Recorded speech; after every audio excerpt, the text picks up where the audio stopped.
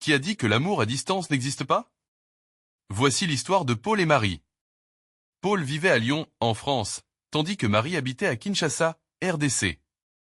Ils n'auraient jamais pensé qu'un jour, leurs chemins se croiseraient, et encore moins qu'ils partageraient une vie ensemble. Tout a commencé un soir d'hiver, alors que Paul s'inscrivait sur un forum consacré à la littérature francophone. Curieux d'échanger avec d'autres passionnés, il est tombé sur un message de Marie qui évoquait ses auteurs préférés avec tant de chaleur et de finesse que Paul a voulu lui répondre. Leurs premiers échanges furent timides mais sincères. Des messages courts, des questions sur la vie de chacun, leur goût, leurs rêves. Rapidement, ils ont découvert qu'ils partageaient bien plus qu'une passion pour les livres. Marie adorait l'humour de Paul, sa manière de voir la vie avec optimisme malgré les difficultés. Paul, de son côté, admirait la sensibilité de Marie et sa ténacité à poursuivre ses études en travaillant à temps partiel. Au fil des semaines, leur correspondance s'est intensifiée. Ils se sont mis à s'envoyer des mails longs, à partager des morceaux de musique, des photos, et même des extraits de leurs journaux intimes. La distance entre Lyon et Kinshasa, si grande sur une carte, semblait se réduire grâce à cette connexion qui échappait à toute explication logique. Parfois, ils organisaient des appels vidéo, où malgré le décalage horaire, ils ne souhaitaient plus raccrocher, profitant de chaque seconde comme si elle était unique. 4 ans ont passé ainsi. 4 ans à bâtir une relation à distance, faite de patience, de confiance et d'espoir. Ils ont traversé des moments de doute, des tempêtes d'incertitude.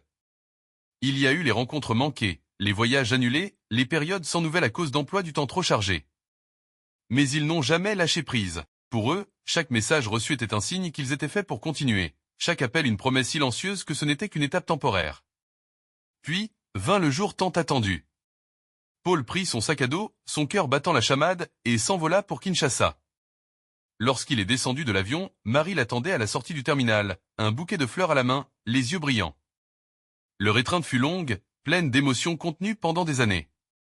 C'était comme si le temps s'était arrêté pour eux seuls. Ils ont passé plusieurs mois à partager chaque instant, à découvrir la ville ensemble, mais aussi à imaginer leur avenir.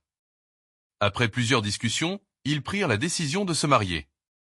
Ce fut une cérémonie intime, célébrée dans un petit bâtiment de style victorien à Kinshasa, entouré de quelques amis et de leur famille, connectés en visioconférence depuis la France. Le mariage de Paul et Marie est devenu symbole de la force de leur amour face à la distance et au temps.